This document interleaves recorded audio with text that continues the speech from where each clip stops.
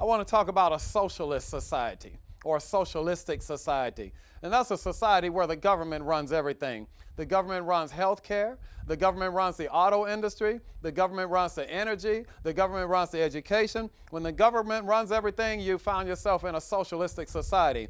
Well, that's what you don't want to be in. You want to be an independent. You want to be able to just trust God, live your life. You want to be able to earn as much wages that you want to earn and not have to depend on the government to dictate to you when to sleep, when to eat, how much to eat, how far you can go, or how much money you can make.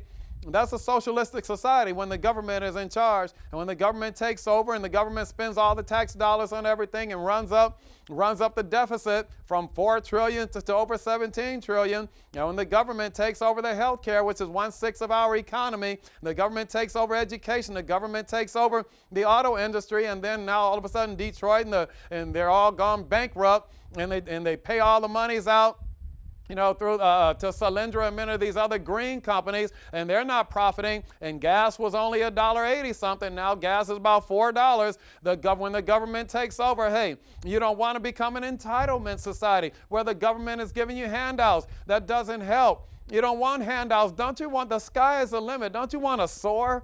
Don't you want to win? Don't you want to fly up on your own wings? Or do you want to be dependent upon man to tell you how far to go, how far you can make it, what you can do? That's a socialistic society. No, we got to get away from that.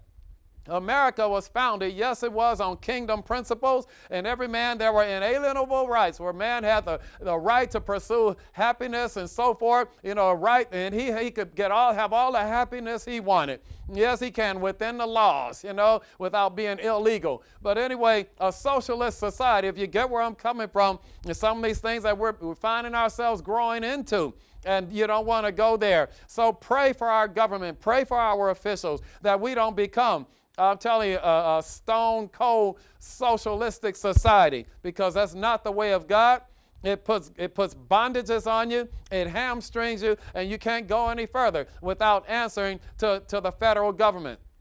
The federal government doesn't know what's best for you, doesn't know what's best for your children. The federal government doesn't know what's best for you and your finances. You don't want anybody short-stopping your dreams and your blessings and telling you how far you can go, or your children. You don't want anybody putting limits and boundaries on, on your destiny and your purpose. No, well, see, a socialist society would do that. So be careful, educate yourself.